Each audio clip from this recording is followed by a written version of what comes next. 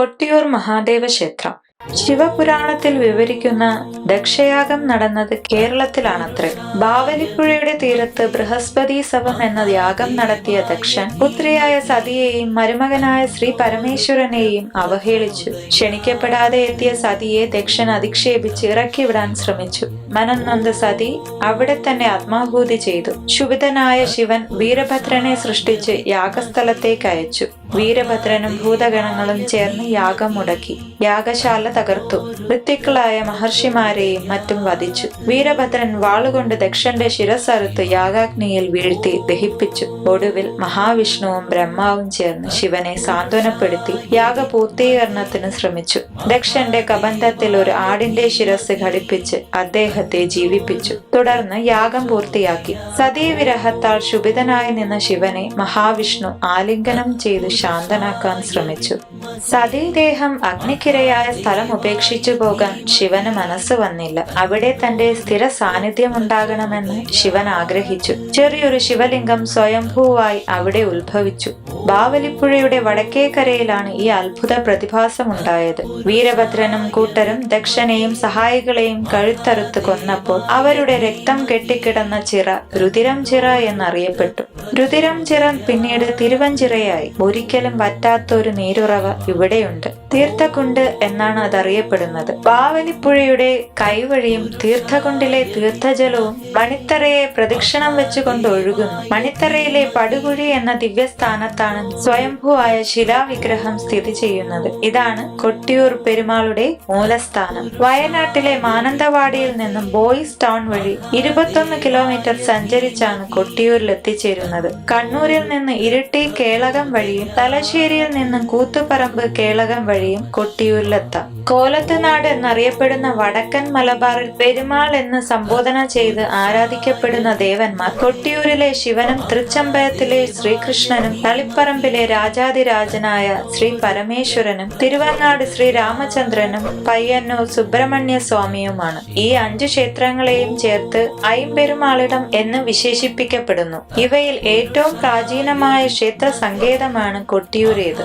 ദക്ഷയാഗം നടന്നപ്പോൾ ത്രിമൂർത്തികൾ കൂടിച്ചേർന്ന ഊര് കുടിയൂർ എന്നറിയപ്പെട്ടു. ത്രിശിരസ് എന്ന അസുരന്റെ 3 ശിരസുകളും ദേവേന്ദ്രൻ വജ്രായുധം ഉപയോഗിച്ച് ഛേദിച്ചു വധിച്ച ശേഷം അയാളുടെ കബന്ധം ഉപേക്ഷിച്ചത് ഈ വനാന്തരത്തിലായിരുന്നു. ത്രിശിരസിന്റെ ഉടൽ മണ്ണിൽ ലയിച്ച സ്ഥലം തൃച്ചെറുമണ്ണ് എന്നറിയപ്പെട്ടു. ഇത് കാലക്രമേണ തൃച്ചെറുമണ്ണ് എന്നായി തീർന്നു. തൃച്ചെറുമണ്ണ എന്ന കൊട്ടിയൂർ ദേവസ്വം എന്നാണ് ഔദ്യോഗിക രേഖകളിൽ ഈ ക്ഷേത്രത്തെ കുറിച്ച് കാണുന്നത്. തില്ലങ്കേരിയിലെ മല്ലിശ്ശേരി ഇല്ലക്കാർക്കും പയ്യന്നൂരിലെ പെരിങ്ങാട്ട് ഇല്ലക്കാർക്കുമാണ് മേൽശാന്തി സ്ഥാനം.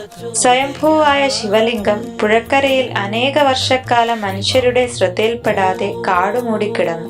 പിന്നീട് ഈ ഭൂഭാഗം സമുദ്രത്തിനടിയിൽ മുങ്ങിപ്പോയി. ത്രേതായുഗത്തിൽ പരശുരാമൻ മലയാളക്കരയെ സമുദ്രത്തിൽ നിന്ന് ഉയർത്തിയെടുത്ത ശേഷമാണ് തളിപ്പറമ്പിലെ പോലെ കൊട്ടിയൂരിന്റെ മാഹാത്മ്യം പുറം ലോകം അറിയുന്നത്. പരശുരാമൻ പരിപാവനമായ ഈ വനപ്രദേശത്താണ് കുറെ കാലം തപസ് അനുഷ്ഠിച്ചത്. കഠിനമായ ആ തപസ് കണ്ട് തന്റെ ഇന്ദ്രപദം നഷ്ടപ്പെടുമോ എന്ന് ദേവേന്ദ്രൻ ആശങ്കപ്പെട്ടു. പരശുരാമന്റെ തപസ്സിന് വിഘ്നം സൃഷ്ടിക്കാനായി ദേവേന്ദ്രൻ നിയോഗിച്ചത് കലിയെയാണ്. കലിയുടെ ആക്രമണം മൂലം തപസ്സിന് വിഘ്നം സംഭവിച്ചതിൽ ക്ഷുഭിതനായ പരശുരാമൻ കലിയോട് ഏറ്റുമുട്ടി. അവർ തമ്മിൽ ഘോരമായ യുദ്ധം നടന്നു. പരശുരാമൻ തന്റെ ദിവ്യായുധമായ മഴു പുറത്തെടുത്തതോടെ കലിയുടെ നില പരുങ്ങലിലായി. ഈ സമയത്ത് ത്രിമൂർത്തികൾ പ്രത്യക്ഷപ്പെട്ട് പരശുരാമനെ സാന്ത്വനപ്പെടുത്തി. ഗുരുവായ ശ്രീ പരമേശ്വരനെ കണ്ട് പരശുരാമൻ വിനയാന്വിതനായി. ത്രിമൂർത്തികളും പരശുരാമനും പരസ്പരം ഒരു കരാറുണ്ടാക്കി. സമുദ്രത്തിൽ നിന്നും താൻ വീണ്ടെടുത്ത മലയാളക്കരയെ ഒരിക്കലും കലി ബാധിക്കരുതെന്ന പരശുരാമന്റെ ആവശ്യം ത്രിമൂർത്തികൾ അംഗീകരിച്ചു. പകരമായി ത്രിമൂർത്തികൾ ഒരാവശ്യം ഉന്നയിച്ചു. ദക്ഷയാഗം നടന്ന ഈ പുണ്യഭൂമിയിൽ ശിവപാർവതിമാരുടെയും സകല ദേവന്മാരുടെയും ഭൂതഗണങ്ങളുടെയും സാന്നിധ്യമുണ്ട്. സ്വയംഭൂവായി ഇവിടെ കുടികൊള്ളുന്ന ശ്രീ പരമേശ്വരന്റെ മുന്നിൽ വർഷം തോറും വൈശാഖ മഹോത്സവം കൊണ്ടാടണം. പരശുരാമൻ അതിനു സന്നദ്ധനായി. ത്രിമൂർത്തികൾ മറഞ്ഞയുടൻ പരശുരാമൻ ശിവന്റെയും ശ്രീ പാർവതിയുടെയും സ്ഥാനങ്ങൾ കണ്ടെത്തി. തിരുവഞ്ചിറയിലെ ശിവസാന്നിധ്യമുള്ള മണിത്തറയും സതീദേവി മൺമറഞ്ഞ അമ്മാറക്കൽ തറയും പരശുരാമനിൽ ഭക്തി വളർത്തി. അവിടെ ക്ഷേത്രം നിർമ്മിക്കുവാൻ വിശ്വകർമാവിനെ ചുമതലപ്പെടുത്തി. പാമ്പറുപ്പാൻ തോടിനും കണ്ണൻ തോടിനും മധ്യയുള്ള സ്ഥലത്ത് ശ്രീകോവിലിനും സ്ഥാനം നിർണയിച്ചു. ഇതിനടുത്തായി പർണശാലകളും നിർമ്മിച്ചു. ക്ഷേത്രഭരണം രാജാക്കന്മാരെ ഏൽപ്പിച്ചു.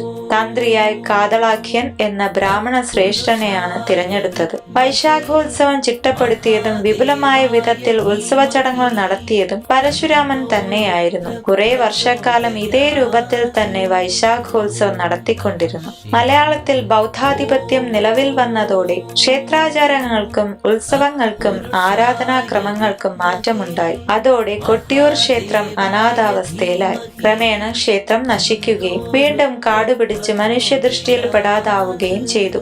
ഒരിക്കൽ വനവാസിയായ കുറിച്യൻ എന്ന ഒരു ആദിവാസി പതിവ് പോലെ നായാട്ടിനായി തിരുവഞ്ചിറയിലെത്തി.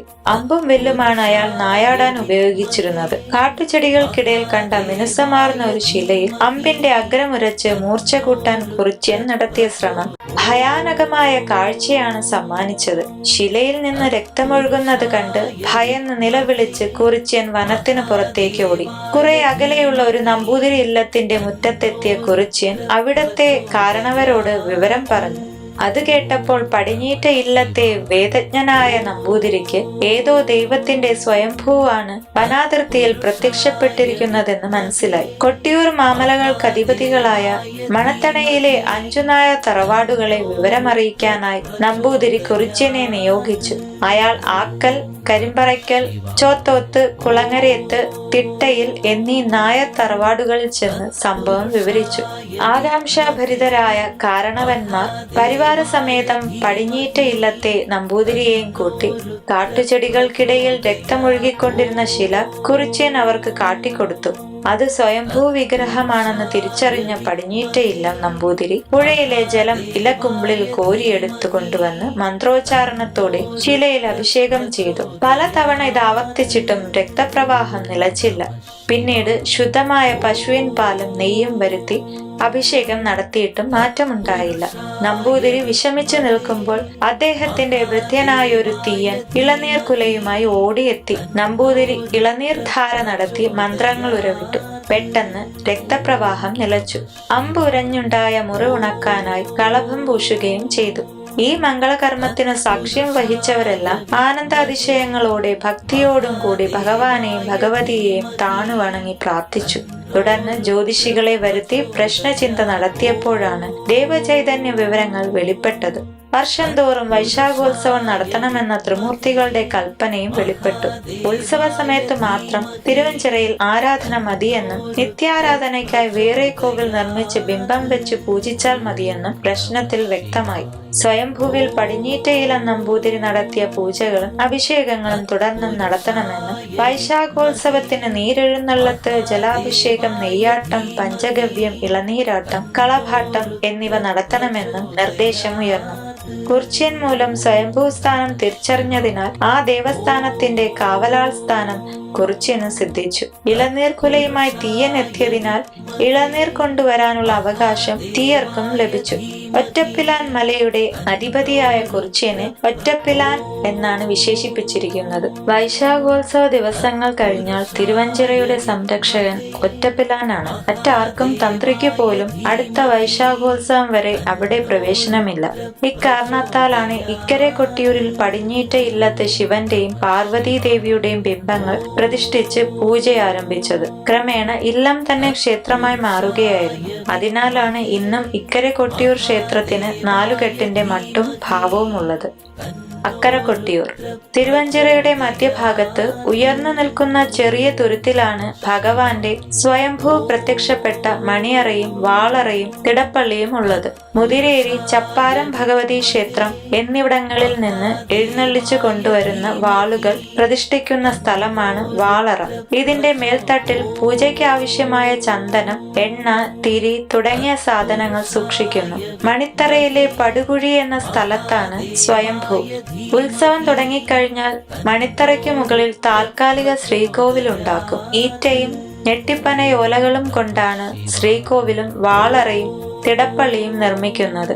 തിരുവോണം നാളിൽ പന്തീരടിക്ക് മുമ്പായി ശ്രീകോവിൽ നിർമ്മിച്ചിരിക്കും. ഉത്സവം അവസാനിക്കുന്ന ചിത്തിര നാളിൽ ഈ ശ്രീകോവിൽ കടപുഴക്കിയെടുത്ത് തിരുവഞ്ചിറയിൽ തള്ളുകയും ചെയ്യും. സതീദേവി കുടികൊള്ളുന്ന സ്ഥലമാണ് അമ്മാറക്കല്ല് എന്നറിയപ്പെടുന്നത്. അമ്മ മറഞ്ഞ സ്ഥലം അവിടെയാണ്. ഇതിനു ചുറ്റും വൃത്താകൃതിയിൽ കരിങ്കല്ലുകൾ അടുക്കി തറ സംരക്ഷിച്ചിട്ടുണ്ട്. അമ്മാറക്കല്ലിന് മുകൾ ഭാഗം ഉയർന്നു നിൽക്കുന്നത് കാണാം. ഇതിനു മുമ്പിലുള്ള വിളക്കിന് മുകളിലായി ഒരു ഓലക്കുടയും നാട്ടിയിട്ടുണ്ട്. പല വിഭാഗത്തിലും പെട്ട ആളുകൾക്ക് ക്ഷേത്രാചാര പ്രകാരം പ്രത്യേക അവകാശങ്ങൾ നൽകിയിട്ടുണ്ട്. അതിന് സവർണരെന്നും അവർണരെന്നും ഭേദമില്ല. ആദ്യകാലം മുതൽ ഇവിടെ ഭഗവാന്റെ മുമ്പിൽ സകലരും തുല്യരാണ്. അവകാശം സിദ്ധിച്ചിട്ടുള്ളവരെ സ്ഥാനികർ എന്നാണ് പറയാറ്. പെരുമാടക്കി എന്ന സ്ഥാനികന് അവകാശമായി നൽകിയിട്ടുള്ളത് ഓലക്കുടകൾ നിർമ്മിച്ച് സമർപ്പിക്കാനാണ്. തന്ത്രിമാർ, ഊരാളന്മാർ, സ്ഥാനികർ, കഴകക്കാർ, മറ്റു സഹായികൾ എന്നിവർക്കെല്ലാം അവരുടെ സ്ഥാനഭേദമനുസരിച്ച് വ്യത്യസ്തങ്ങളായ ഓലക്കുടകളാണ് നിർമ്മിച്ചു നൽകുന്നത്. വ്രതാനുഷ്ഠാനങ്ങളോടെയാണ് ഓലക്കുട നിർമ്മാണം നടത്തുന്നത്. ശീവേലിക്ക് പന്തം പിടിക്കുന്ന സ്ഥാനികർക്ക് തലയിൽ ധരിക്കും വിധമുള്ള ഓലക്കുടകളാണ് ഉണ്ടാവുക. വലിയ 2 ഓലക്കുടകൾ പ്രത്യേകം നിർമ്മിച്ച് അമ്മാറക്കൽ സ്ഥാനത്തും മാലോദേവ സ്ഥാനത്തും ദീപം കെടാതിരിക്കാൻ നാട്ടാറുണ്ട്. വൈശാഖോത്സവ ചടങ്ങുകൾ കൊട്ടിയൂർ ക്ഷേത്രത്തിലെ പോലെ മറ്റെങ്ങുമില്ലെന്നു തന്നെ പറയാം. വൈവിധ്യമാർന്നതും കൗതുകവും ഭക്തിയും വർദ്ധിപ്പിക്കുന്നതുമായ ചടങ്ങുകളും ആചാരങ്ങളുമാണ് ഇവിടെ നടക്കുന്നത്. ഇടവമാസത്തിലെ ചോതിനാൾ മുതൽ മിഥുനമാസത്തിലെ ചിത്തിരനാൾ വരെയുള്ള ദിവസങ്ങളിലാണ് അക്കരെ കൊട്ടിയൂരിൽ വൈശാഖോത്സവം നടക്കുന്നത്. മേടത്തിലെ വിശാഖം നാളിൽ പ്രക്കൂഴം എന്ന പ്രാരംഭ ചടങ്ങ് ആരംഭിക്കും. ഇക്കരെ കൊട്ടിയൂരിൽ വെച്ച് ഊരാളന്മാരുടെയും കഴകക്കാർ തുടങ്ങിയ വിഭാഗക്കാരുടെയും സാന്നിധ്യത്തിൽ നെല്ല്, അവൽ എന്നിവ അളക്കുന്നു. 1 മാസം മുമ്പേയുള്ള അളവായതിനാൽ ഈ ചടങ്ങ് പ്രക്കൂഴം എന്നറിയപ്പെടുന്നത്. മാലൂർപ്പടി നാഗക്ഷേത്രത്തിൽ നിന്നാണ് ഈ ചടങ്ങിന് വിളക്ക് തെളിയിക്കാനായി നെയ്യ് കൊണ്ടുവരുന്നത്. പാലാ നരസിംഹ ക്ഷേത്രത്തിൽ നിന്നാണ് അളക്കാനുള്ള അവൽ കൊണ്ടുവരുന്നത്. അവൽ തയ്യാറാക്കുന്നത് പുല്ലഞ്ചേരി ഇല്ലക്കാരാണ്. നെല്ലളന്ന് അത് കുത്തി അരിയാക്കി അക്കരെ കൊട്ടിയൂരെ നിവേദ്യ ചോറുണ്ടാക്കാനായി ഉപയോഗിക്കും. നെല്ല് കുത്തി അരിയാക്കാൻ പുറത്തു കൊടുക്കുന്ന ചടങ്ങ് പുറക്കൂവം എന്നറിയപ്പെടുന്നു. കുത്തിയ അരി നീരെഴുന്നള്ളത്തിന് തിരിച്ചു കൊണ്ടുവന്ന് വീണ്ടും അളക്കും. പ്രക്കൂഴം നാളിലാണ് കണക്കപ്പിള്ള രാശി വെച്ച് ഉത്സവ ചടങ്ങുകളുടെ മുഹൂർത്തം കുറിക്കുന്നത്. ഈ ദിവസം ഇക്കരെ കൊട്ടിയൂർ ക്ഷേത്രത്തിനടുത്തുള്ള ആയില്യാർക്കാവിൽ പടിഞ്ഞീറ്റ ഇല്ലത്തെ നമ്പൂതിരി ഗൂഢപൂജ നടത്തും. അരിയും മഞ്ഞളും ചേർത്ത് കനലിൽ ചുട്ടെടുക്കുന്ന അപ്പടയാണ് നിവേദിക്കുന്നത്.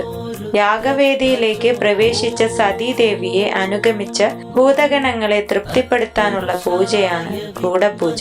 ജനാധിപത്യ രീതിയിൽ തിരഞ്ഞെടുക്കപ്പെടുന്ന ഒരു ഭരണസമിതിയാണ് ഉത്സവാഘോഷങ്ങൾക്ക് നേതൃത്വം നൽകുന്നത്.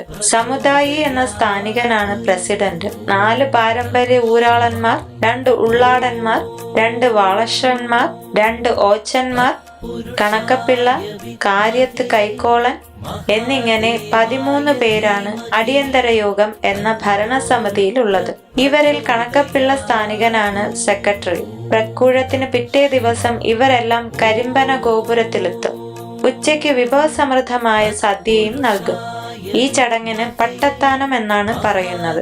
ഇടവമാസത്തിലെ മകം നാളിൽ അവകാശികളും സ്ഥാനികരും ആദ്യമായി അക്കരെ കൊട്ടിയൂരിൽ പ്രവേശിക്കുന്ന ചടങ്ങാണ് നീരെഴുന്നള്ളത്ത്. കുറിച്യ സമുദായത്തിലെ ഒറ്റപ്പിലാൻ, ശാന്തിക്കാരനായ പടിഞ്ഞീറ്റയിലം നമ്പൂതിരി, ഊരാളന്മാർ, സ്ഥാനികർ എന്നീ ക്രമത്തിലാണ് തിരുവഞ്ചിറയിലേക്ക് കടക്കുന്നത്. ഓരോരുത്തരും നിശ്ചിത അകലം പാലിച്ചാണ് അവിടേക്ക് നീങ്ങുന്നത്. എല്ലാവരും ബാവലിപ്പുഴയിൽ കുളിച്ച് ശുദ്ധി വരുത്തും. കൂവയിലയിൽ ബാവലി തീർത്ഥം ശേഖരിച്ച് തിരുവഞ്ചിറയിൽ എത്തുന്ന നമ്പൂതിരി മണിത്തറയിൽ പ്രവേശിച്ച് സ്വയംഭൂ സ്ഥാനത്ത് അഭിഷേകം ചെയ്യും. ഉത്സവാരംഭത്തിന് മുമ്പ് തന്നെ അവകാശികളായ സ്ഥാനികരും ആചാരക്കാരും സമുദായ അംഗങ്ങളും വ്രതനിഷ്ഠയോടെ അവരവരുടെ ഊഴത്തിനായി കാത്തിരിക്കും. ഇതിൽ ആദ്യ ചടങ്ങാണ് വിളക്ക് തിരി എഴുന്നള്ളത്ത്. പറക്കുളത്തെ തിരൂർക്കുന്ന് ഗണപതി ക്ഷേത്രത്തിൽ നിന്ന് സ്ഥാനികനായ മണിയൻ ചെട്ടിയാരുടെ നേതൃത്വത്തിലുള്ള സംഘം തിരശ്ശീലയ്ക്കുള്ള കിള്ളിവസ്ത്രം എഴുന്നള്ളിക്കും.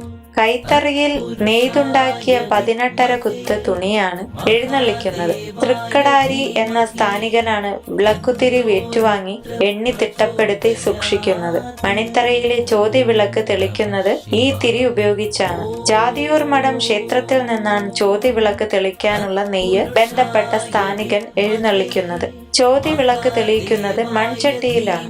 ഒറ്റപ്പിലാനിൽ നിന്നും മണിത്തറ ഏറ്റുവാങ്ങിയ ശേഷമാണ് പടിഞ്ഞീറ്റ ഇല്ലം നമ്പൂതിരിയും മറ്റും മണിത്തറയിൽ പ്രവേശിച്ച് പുണ്യാഹം നടത്തി ശുദ്ധി വരുത്തുന്നത്.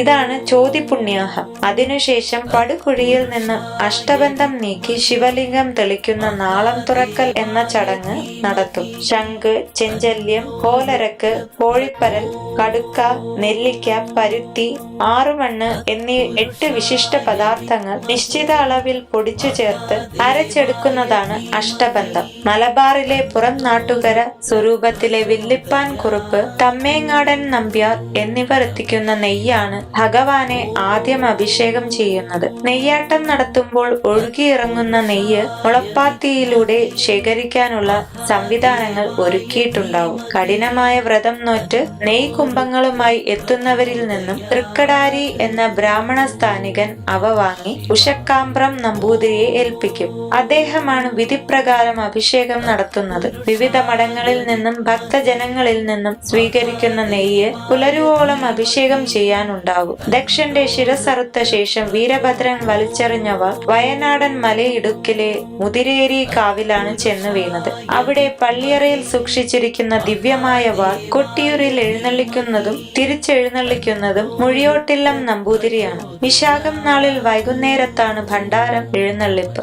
കൊട്ടിയൂർ ക്ഷേത്രത്തിലെ സ്വർണ്ണ കുംഭങ്ങളും വെള്ളി കുംഭങ്ങളും തിരുവാഭരണങ്ങളും അടങ്ങിയ ഭണ്ഡാരം, ചപ്പാരം ഭഗവതി ക്ഷേത്രത്തിലെ 3 വാളുകൾ എന്നിവ 12 കിലോമീറ്റർ അകലെയുള്ള ദേവസ്വം ബോർഡിന്റെ ഗോപുരത്തിൽ നിന്ന് ഘോഷയാത്രയായി കൊട്ടിയൂരിലേക്ക് എഴുന്നള്ളിക്കും. 4 ഊരാളന്മാർ കരിമ്പനയ്ക്കൽ, ചാത്തോത്ത്, കുളങ്ങരയ്ക്ക്, ആക്കൽ, തിട്ടയിൽ എന്നീ നായർ കുടുംബക്കാർ നേതൃത്വം വഹിക്കുന്നത്. കൊട്ടിയൂർ ക്ഷേത്രത്തിലെ തിടമ്പുകളും ഭണ്ഡാര എഴുന്നള്ളിപ്പിനൊപ്പം അക്കരെ കൊട്ടിയൂരിൽ എത്തിക്കുന്നു. ഇവ തന്ത്രിയും സ്ഥാനികരും ഏറ്റുവാങ്ങുന്നു. അടുത്ത പുലർച്ചെ പനയൂർ നമ്പൂതിരിപ്പാട് മണിത്തറയിലെ നിർമ്മാല്യം മാറ്റും. അതിനുശേഷം ഉഷക്കാമ്പ്രം നമ്പൂതിരിപ്പാട് 36 വെള്ളിക്കുടങ്ങളിൽ തീർത്ഥമെടുത്ത് ജലാഭിഷേകം നടത്തും. തുടർന്ന് ആനപ്പുറത്ത് ഭഗവതിയുടെയും അതിനു പിന്നിൽ ഭഗവാന്റെയും തിടമ്പുകൾ എഴുന്നള്ളിച്ചുള്ള ശീവേലി നടക്കും. ഉച്ചയ്ക്കും ഉണ്ടാകും ശീവേലി. ശീവേലി ലോകാംബികയുടെയും ശ്രീ പരമേശ്വരന്റെയും തിടമ്പുകൾ വഹിച്ച് ഗജവീരന്മാർ തിരുവഞ്ചിറയിൽ വലം വെക്കുന്നു. ദേവി മുന്നിലായിട്ടാണ് പ്രദക്ഷിണം. ശീവേലിക്ക് ഏറ്റവും മുന്നിൽ ആയുധവുമായി വടക്കേടത്ത് നായർമാർ നടക്കും. പിന്നിൽ യഥാക്രമം പാണികൊട്ടുന്ന ഓച്ചന്മാർ, സമുദായി, പന്തമേന്തുന്ന പന്തക്കിടങ്ങൾ എന്നിവർ ഉണ്ടാകും. ഏറ്റവും പിന്നിലായാണ് ദേവിയെ പിന്തുടർന്ന് ശ്രീ പരമേശ്വരൻ എഴുന്നള്ളുന്നത്.